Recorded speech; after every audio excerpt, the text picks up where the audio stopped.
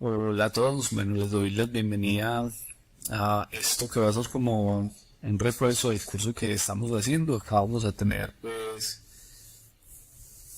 como un fortalecimiento de los conceptos que vamos viendo en las clases. Y este curso lo creo con la finalidad de ello y la idea es como construir de la forma en que yo creo que es la más apropiada.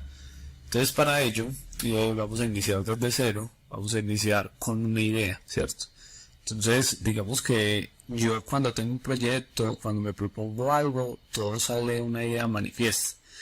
Manifestar no es solamente pensarla, es eh, verbalizarla o escribirla.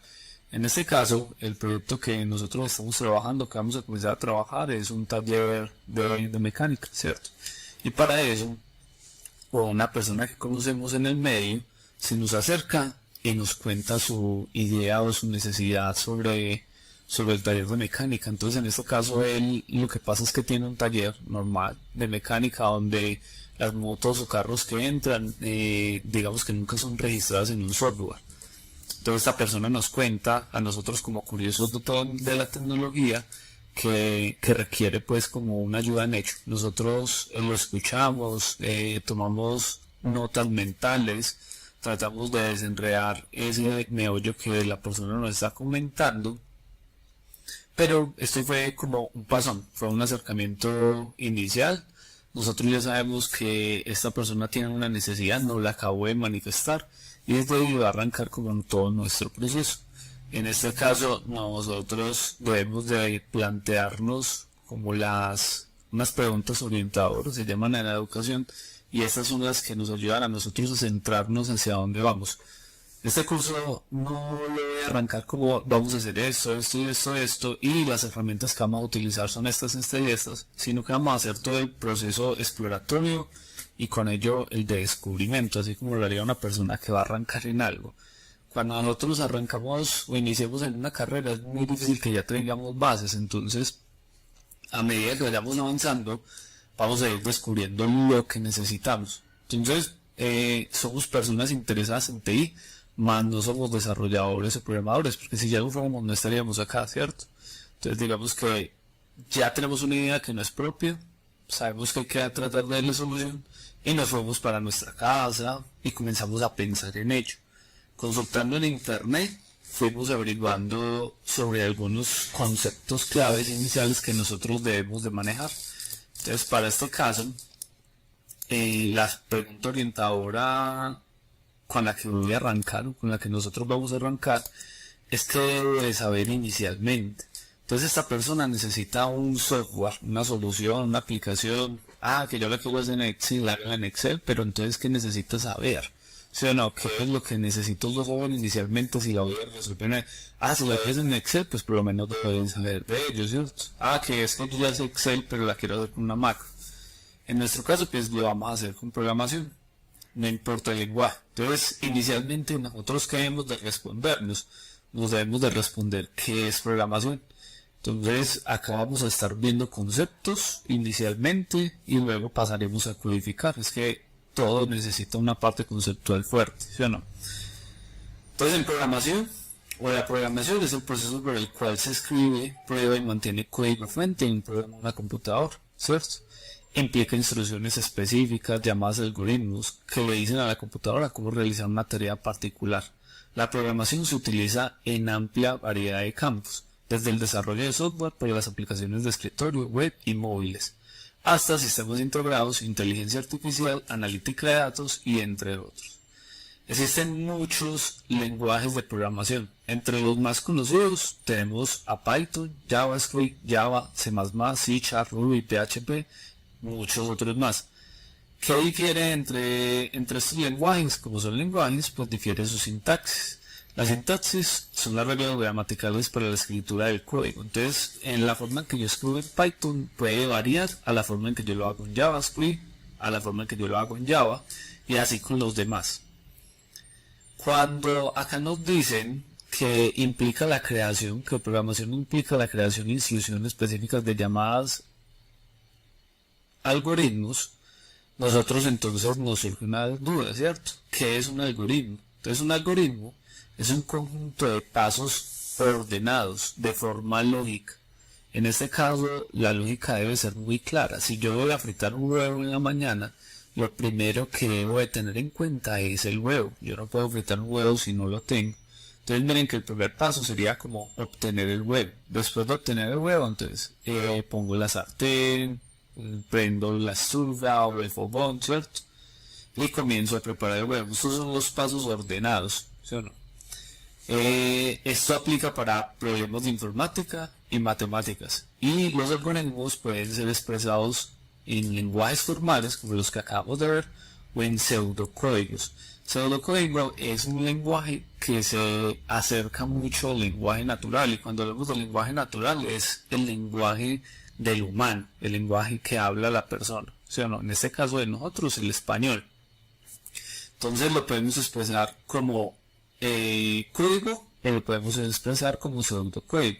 Entonces si nos damos cuenta en esta primera imagen, vemos que hay una entrada y hay una salida, y en esta caja que no podemos ver, no sabemos qué es lo que hay una serie de instrucciones.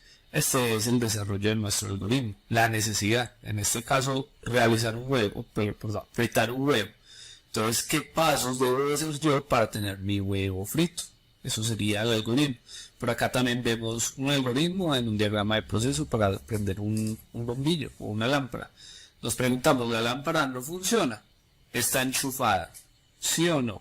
Si no está enchufada, entonces la enchufamos. Si está enchufada, entonces puede pasar que el foco está quemado. Si el foco está quemado, entonces reemplaza. Si definitivamente la lámpara no prende y ya verificamos que está enchufada y que el foco está quemado, entonces definitivamente la lámpara está mala, debemos de comprar una nueva. Y por acá hay una escritura de un pseudocódigo. Si podemos observar, no hay nada de codificación aún, como se ve en el fondo de esta pantalla, ¿cierto? Ahí digamos que un proceso más acercado al humano, y entonces nos habla de que el proceso se llama adivina un número, que tiene un número de intentos máximo son de 10, ¿cierto? Que genera un número al azar. Esto es una variable, a la variable de intentos le lleva un 10, a número secreto le asignan, esta flechita en la izquierda en pseudocódigo es que guarda dentro de esta variable un número secreto, y este azar es que crea un número cualquiera. Y ese número cualquiera va a ser entre 100 y le va a sumar 1, ¿no? Del 0 al 100, y al número que le genere le suma un ejemplo. Esta función acá me genera un número random, me genera 88, obtengo el 88K y le sumo 1, entonces tengo 89 y ese va a ser mi número secreto. Y comienza a hacer la serie de pasos. Este espacio acá se llama indentación. Indentación quiere decir que este código que está desde el sí hasta el leer le pertenece a este bloque de código, mientras estas líneas de código podemos decir que le pertenecen al proceso, están indentadas, están movidas un espacio o dos o tres espacios a la derecha. Entonces todas estas líneas le pertenecen a un proceso. Y entre intentos, número secreto, escribir, leer, mientras, fin, mientras, sí, si no, y fin, sí, todos estos son hermanos porque están en la misma altura. Dan de cuenta una jerarquía, un árbol. Este es el abuelo, estos son los hijos del abuelo, este es un nieto del abuelo. ¿Por qué? Porque es hijo de uno de los hijos del abuelo. Entonces la indentación nos ayuda a nosotros a ver de forma correcta cómo se estructura el código. Si en esta indentación, si todo estuviera escrito en el mismo nivel, sería un poco complejo para las personas entender el pseudocódigo. Así igual también se escribe el código con indentación. ¿Listo? Cuando comencemos a verlo, pues nos daremos cuenta. Entonces ya investigamos, ya sabemos qué es programación, qué es algoritmo, sabemos qué son los lenguajes. Ahora mi pregunta es, lo que yo vaya a hacer, ¿dónde lo voy a guardar? Yo ya sé que voy a aprender programación, pero ¿qué pasa si uno lo que aprende no lo guarda? En este caso muchas veces nosotros lo almacenamos en nuestra mente, pero cuando estudiamos normalmente lo almacenamos en un cuaderno, pero esto es digital. Entonces nosotros podríamos pensar que lo que vayamos a hacer lo vamos a guardar en la computadora, y está bien, esa es la forma normal. Pero estamos en el 2024, no sé cuándo vean este video, y digamos que guardar los archivos en un computador como que no es la forma más eficiente. Entonces para ello nosotros pensamos en guardarlo en la nube y lo podemos almacenar en un Drive, en un OneDrive, en una carpeta por allá en un servicio de los que podamos consumir. Pero en programación nosotros nos enfocamos, digamos que en una herramienta. Esa herramienta se llama Git. Áreas donde vamos a guardar lo que hagamos. ¿Por qué? Porque nos permite a nosotros tenerlo en la nube, conectarnos desde cualquier otro computador y descargarlo sin tener que estar llevando nuestro disco duro, nuestro USB, nuestro portátil para todos lados para que podamos ver el proyecto y trabajarlo. No, yo lo trabajo desde este computador, mañana lo puedo trabajar desde otro. ¿Por qué? Porque lo tenemos en la nube. Ahora bien, ¿qué es Git? Git es un sistema que permite el control de versiones. En este caso yo menciono que son puntos de salvado de respaldo, como en los videojuegos. Como en Mario Bros. Uno va jugando y luego se va a guardar, sí, apago como tal y ya luego retomo. Son puntos de guardado. ¿Qué pasa? Que Git es de código abierto, o sea, todas las personas pueden contribuir a mejorar Git o a obtener Git. Orienta al trabajo en equipo. Yo lo subo a la nube, pero pueden invitar a otras personas a que compartan o que me hagan retroalimentación sobre el trabajo que estoy haciendo. Lo puedo trabajar en equipo, cada miembro del equipo puede ir subiendo la parte que le toca. Listo, eso es lo que hace Git especial. Tanto que sea en la nube como que sea de código abierto como adicional que podamos trabajar en equipo. Se instala en local. ¿Qué quiere decir? Que lo debemos de instalar en nuestra computadora. Eso es Git. Ahora bien, lo que nosotros usamos en la nube o lo que vamos a usar es GitHub. Y GitHub es una plataforma que implementa Git. Funciona en la nube. O sea que Git como tal lo instala en el computador, pero GitHub es lo que me va a permitir a mí almacenarlo en la nube. Cada integrante se debe loguear, me debe registrar, ¿cierto? Para poder hacer contribuciones a Git. Git tiene unos elementos que se llaman repositorios. Un repositorio es un lugar donde nosotros almacenamos cosas. Puede ser un proyecto, puede ser una línea de código, puede almacenar hasta archivos de Word, Excel. Podemos almacenar varias cosas. ¿De qué depende nuestra idea de negocio o lo que queramos hacer? También permite el despliegue de aplicaciones, pero este tiene algunas limitantes. A día de hoy, Git funciona de esta manera. Nosotros en este rectángulo mayor, en este que se ve como verde, nosotros tenemos el Git local y en este que está como morado tenemos el remote. ¿Listo? El Git remote, o sea, nuestro GitHub. Este es el Git y este es nuestro GitHub. Entonces, nosotros en Git tenemos unos comandos básicos. Los comandos básicos es git init para decirle a esa carpeta en la que estoy ubicado en local que voy a arrancar Git, ¿sí o no? Git inicializar. Adicional tenemos un comando que se llama git add, que es git agregar. Ese agregar lo que hace es que me guarda a mí los cambios o me adjunta, perdón, los archivos que yo voy a guardar en local. Luego, después de un git add, nosotros hacemos un git commit. Un git commit -m, comillas, para escribir un texto. Con ese git commit -m y el texto le decimos, vea, definitivamente estos son los archivos que yo voy a guardar y voy a salvar en este proyecto de Git.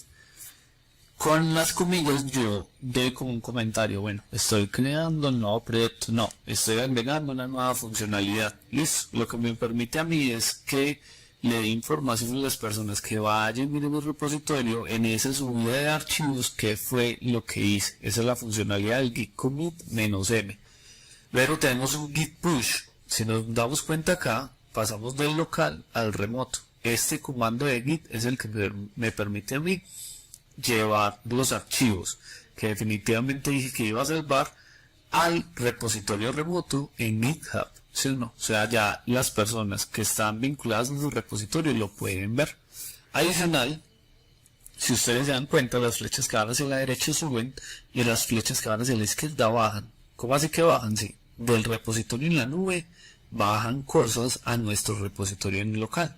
Entonces, en este caso, git fetch lo que hace es traernos las últimas actualizaciones de nuestro repositorio. Y el Git Merge hace una mezcla de lo que tengas en local con lo que había en la nube. Eso lo vamos a ir viendo de a poco. Git Pull nos trae también, digamos que con Git Patch y Git Pull nos trae realmente todos los cambios. Git Patch me permite a mí visualizar todo lo que me falta a mí y Git Pull me trae todo lo que hay. Git Checkout verifica si hay alguna rama que me falta, si hay alguna rama que va a crear. Git Clone me permite a mí, si yo no tengo un repositorio de Git, pero tengo Git instalado en el PC y un compañero me comparte su repositorio, yo con Git Clone y la URL del repositorio creo una copia de ese repo que está en la nube en local. Entonces básicamente esta es la forma que funciona Git y eso es lo que vamos a obtener. Entonces por ahora tenemos dos preguntas orientadoras. Tenemos la pregunta de qué debo de saber inicialmente y ya sabemos que lo que debo de saber es programar, así sea poco, y dónde lo voy a salvar. Entonces ya tenemos definido dónde lo voy a salvar. Voy a comenzar a responder qué debemos de saber inicialmente. Entonces para ello yo indago y me encuentro con lo siguiente, que para programar existen algunas herramientas que se llaman IDEs. Y que esto del inglés al español es entorno a desarrollo integrado y se refiere a un software que proporciona herramientas completas para facilitar el desarrollo. Los IDEs generalmente incluyen un editor de código, un depurador, herramientas de compilación y opciones de automatización de tareas. Entonces un IDE es un entorno de desarrollo que incluye un editor de código, un depurador, una de compilación y en ocasiones trae automatización de tareas. Pero ¿qué es compilar? Compilar es el proceso de traducir el código fuente a un programa. El código fuente es el que nosotros escribimos, ¿sí o no? Y esa traducción es lo que hace es tomar esas líneas de código y pasarlo hacia el lenguaje máquina. Realmente las máquinas, ¿cómo se comunican? Las máquinas se comunican con ceros y unos, pero nosotros le escribimos instrucciones generalmente en inglés, respetando que la sintaxis del lenguaje de programación que escogimos. En este caso toma todas las instrucciones y las traduce a 0 y 1, ese es el proceso de compilar, para que en ceros y unos él sepa qué debe de hacer. ¿Listo? Ese es el lenguaje ejecutable de una computadora. Adicionalmente, ¿qué sucede? Sucede que nosotros cuando estamos programando, nosotros tenemos que entender que hay dos tipos de lenguajes, o dos grupos de lenguajes de programación. Los lenguajes de alto nivel y los lenguajes de bajo nivel. Cuando nosotros pensemos en alto nivel, quizás nos vayamos a pensar que es más complejo codificar, y no. Los lenguajes de alto nivel son lenguajes más cercanos, los más familiares para las personas. Listo, son más amigables. En este caso, los lenguajes de alto nivel, podríamos hablar de un Python, podríamos hablar de un JavaScript, podríamos hablar de un PSInt, que son lenguajes que nosotros como humanos podemos entender fácilmente. En los lenguajes de bajo nivel podríamos hablar de código máquina, que básicamente son instrucciones binarias. Podríamos hablar de lenguaje ensamblador, es un lenguaje bastante pesado. Y rozando el bajo nivel podríamos hablar de un lenguaje en tipo C. Entonces esos son los niveles de lenguajes que podríamos trabajar. Entonces yo ya sé qué es un IDE. Ahora voy e investigo en internet qué IDEs hay y me encuentro con que tenemos Visual Studio, NetBeans, IntelliJ, Eclipse y Visual Studio Code. Con este último hay una diferencia. Los cuatro primeros son IDEs. Entonces ellos compilan, que es la parte más importante, depuran, compilan, traducen el lenguaje nuestro con líneas de código a ceros y unos, depuran en búsqueda de errores, que no nos falle algo, que no vaya a reventar algo, nos trae de pronto la automatización de tareas y obviamente el editor. Ahora bien, ¿qué pasa con Visual Studio? Porque Visual Studio es un editor de texto, o sea, es solamente la primera parte de lo que es un IDE. Entonces, ¿por qué lo incluimos? Porque Visual Studio Code a día de hoy es una de las herramientas más usadas a nivel empresarial y a nivel independiente en el sector de desarrollo. ¿Por qué? Porque tiene demasiadas extensiones. Y ahí es donde vamos. Las extensiones de Visual Studio Code hacen que se acerquen a lo que es unir. O sea que yo puedo tomar Visual Studio Code y ponerlo a trabajar como si fuera unir, ponerlo a que haga procesos de compilación.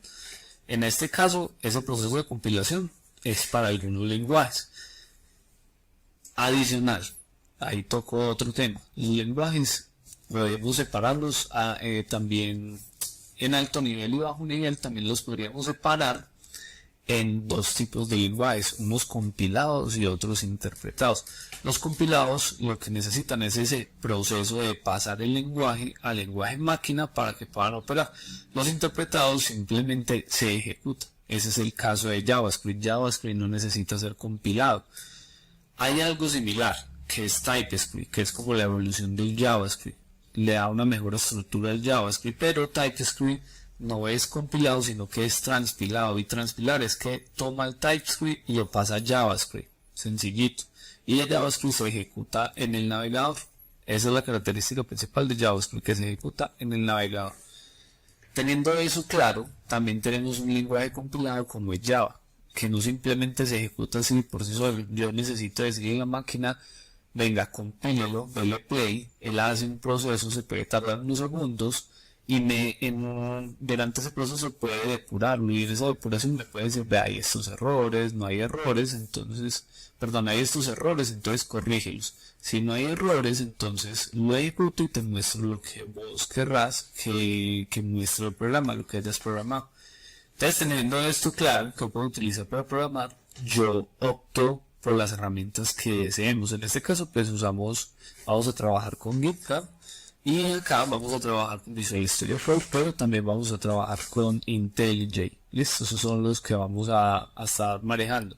Adicional, entre las investigaciones que hice, recuerden que estoy planteando como si fuera un cara desde cero, leí que uno de los lenguajes más fuertes a nivel mundial es Python, JavaScript y Java. Entonces, ¿qué vamos a hacer? Vamos a trabajar con los tres de a poco, pero nos vamos a enfocar más en Java, ya que en las clases estamos viendo JavaScript. Entonces, la idea es como no veamos del todo lo mismo, miremos cómo se comporta en otros lados. Si en las clases vemos JavaScript, entonces con este curso vamos a ver un poco más enfocado hacia Java. También, como les digo, podemos enfocarnos un poco en Python. Entonces, lo primero que vamos a hacer es descargar Git. Listo, le decimos download.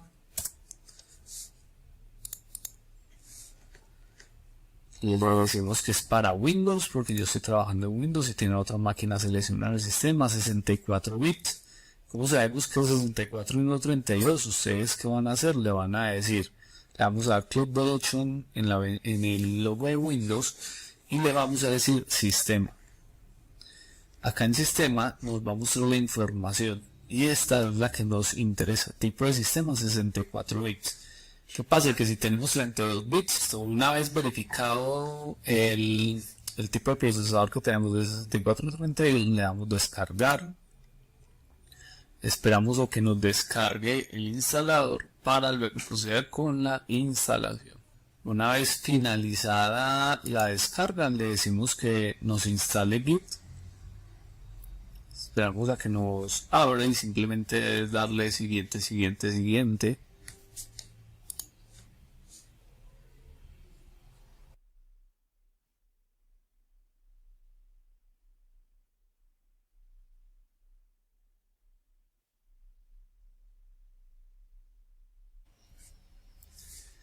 Una vez finalizado, si quieren ver las notas pues como tal, si no entonces dechuleamos ahí y le damos finalizar.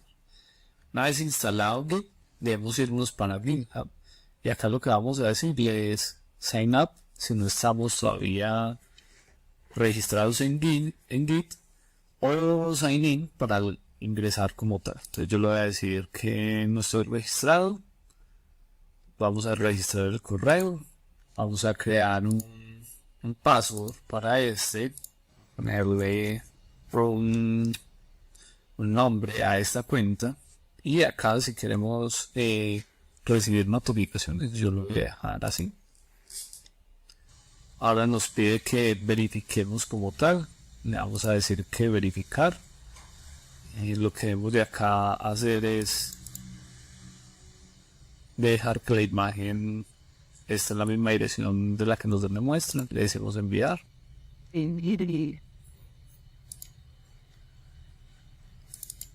Lo copiamos, lo pegamos y acá yo le voy a decir que solamente yo, ¿cierto? Bueno, si quieren añadir una información, si no le damos continuar. Acá nos dice las características del GitHub como tal libre, que es ilimitado y público privado repositorios, que hay 2000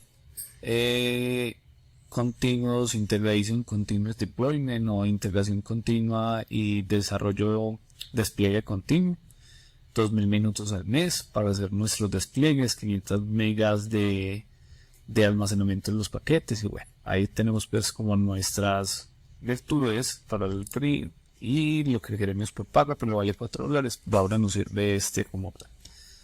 Entonces ya estamos en nuestro repositorio, en nuestro Git. Ya podemos crear repositorios en la nube y conectarlos con el local. Ahora bien, entonces nosotros tenemos un repositorio local. ¿Qué debemos de hacer? Debemos de, donde sea que vayamos a guardar, creamos una carpeta. Vamos a crear una carpeta nueva. Por ejemplo, curso, programación. En este caso, pues el proyecto, esta será la carpeta donde vamos a crear el proyecto, pero el proyecto ustedes lo pueden guardar según lo que vayan a hacer. Si yo voy a hacer un ejercicio para enviar correos, entonces envío correos, lo pondré en la carpeta. Si voy a hacer uno para un taller de bicicleta, un taller de bicicletas, y así. Entonces en este caso, pues como acá vamos a trabajar el curso de programación, lo voy a hacer acá. ¿Qué voy a hacer? Cuando nosotros queramos usar Git, en la carpeta donde lo vayamos a usar, le vamos a dar clic derecho, le vamos a decir mostrar más opciones, y acá ya nos aparecen las herramientas de Git, no GitHub. GitHub es el repositorio de la nube, pero Git, que le tenemos instalado en nuestro computador, nos sale. Entonces tenemos una herramienta con interfaz gráfica para nosotros hacer los comandos, o sea, no está de acá, crear un nuevo repositorio, clonar, abrir uno existente, o tenemos la opción para usar la consola de comandos de Git, que es la que vamos a usar. Entonces el primer comando que usamos para iniciar Git es git init. ¿En dónde está ubicado? Está ubicado en OneDrive, escritorio, curso de programación, que es la carpeta en donde estamos ubicados dentro del sistema. Entonces aquí nos dice que se ha inicializado un repositorio de Git vacío en esta dirección. Si nosotros lo queremos ver, él está oculto, debemos hacerle clic acá en ver, le decimos mostrar elementos ocultos. Acá está nuestro Git, ahí está inicializado. Listo. Ya una vez creado, ya dentro, lo que guardemos acá dentro de nuestro repositorio local, se va a poder hacer una copia en la nube o subirlo a la nube, como lo vimos anteriormente en esta imagen, ¿cierto? Entonces creamos el Git, con Git le decimos que queremos almacenar o subir, y con Git commit confirmamos esos cambios en local, y con Git push lo subimos al remoto. Entonces ya tenemos Git instalado. Ahora vamos a instalar Visual Studio Code. Entramos a la página, le decimos que le descargue para Windows. Si ustedes en otro sistema lo descargan, igual es para 64. Acá nos muestra un ejemplo de lo que podemos hacer. Esperamos que se realice la descarga, y cuando la descarga esté, simplemente la vamos a instalar. Una vez la descarga esté lista, le vamos a dar clic para que nos la abra. Instalamos Visual Studio Code, que nos va a permitir programar en muchos lenguajes. Es un editor de texto con una amplia gama de extensiones que nos permiten personalizar. Le decimos que aceptamos el acuerdo, donde lo que debemos instalar, cómo se va a llamar. Le decimos si queremos crear un acceso directo al escritorio, le podemos agregar esto. Nos va a permitir que si nosotros tenemos un código descargado, dándole clic derecho nos aparezca una opción que nos permita a nosotros abrir con Visual Studio Code. Entonces le voy a decir que sí. También le podemos decir a esto, le vamos a decir registrar como editor. Hay que darle clic a esta, agregar el path. El path es una ruta específica dentro de nuestro sistema que le da como permisos a los software que instalamos para que hagan ciertas cosas. Entonces hay que tener cuidado, esta la marcamos porque eso es lo que necesitamos. Le damos a instalar. Esperamos a que termine la instalación. Y una vez finalizada la instalación, le decimos que sí, que nos ejecute cuando le demos clic acá al finalizar y nos va a abrir Visual Studio Code. Una vez que nos abra, él nos va a decir cómo quiere que se vea, si quiere el modo oscuro, el modo claro, el modo oscuro con alto contraste, nos señala súper bien las separaciones, el claro con alto contraste, y yo lo voy a dejar acá por ahora. A cerrar y vamos a mirar una pequeña introducción al IDE. Por acá tenemos los settings, ¿no? Para configurar. Por acá hay unos temas. Los temas son los cambios que le podemos dar al IDE. Por acá tenemos la parte del archivo, crear un nuevo archivo de texto, un nuevo archivo, una nueva ventana, abrir y todo lo que podamos ver por esa parte.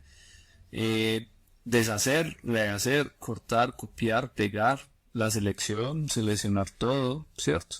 Tenemos el view, la apariencia, la vista, el verbo, el ROM y la terminal que nos interesa mucho.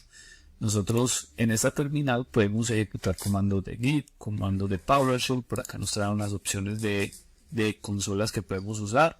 La de PowerShell es para operar con nuestro computador, la de Git Bash es para operar con Git.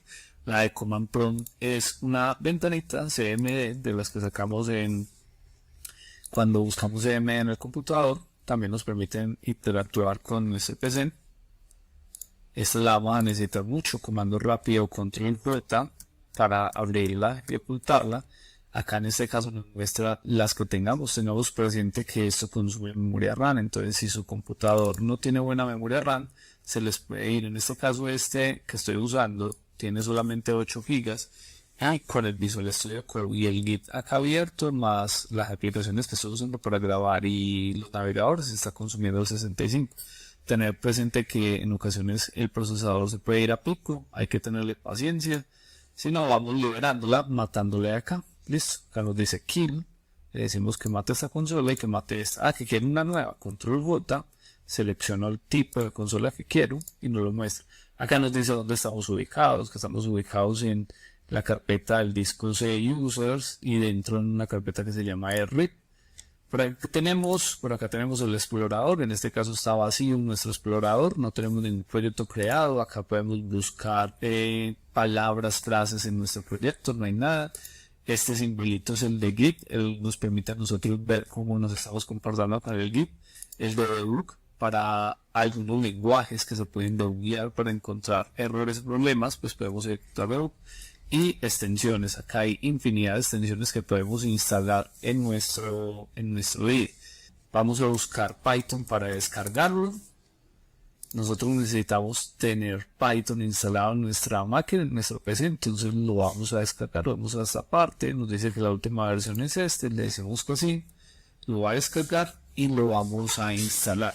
Si nosotros queremos ver si Python ya está instalado, nosotros podemos usar un comando de Python que nos permite ver cuál es la versión que tenemos a día de hoy en nuestra máquina. Entonces lo podemos hacer acá porque estamos en una consola de PowerShell que nos opera en nuestro PC. menos version. Esperamos un momentico y nos dice que no ha sido encontrado porque no lo tenía instalado. Listo, una vez abierto vamos a decirle que agregue Python al path. Le vamos a decir que use privilegios de administración, le vamos a decir customizar. Acá nos dice qué es lo que va a instalar. Aceptamos todo. Le decimos que instale Python para todos los usuarios si tenemos más usuarios en el PC. Y esto todo está bien. Le hicimos instalar. Esperamos a que instale.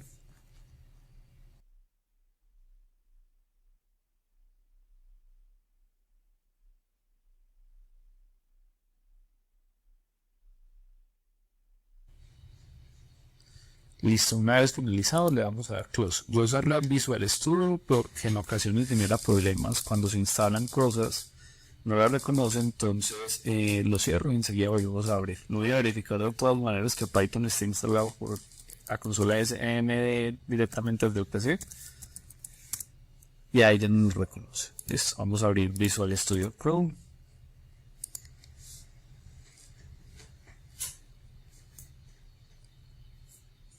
Usarle en la terminal cuando cargue.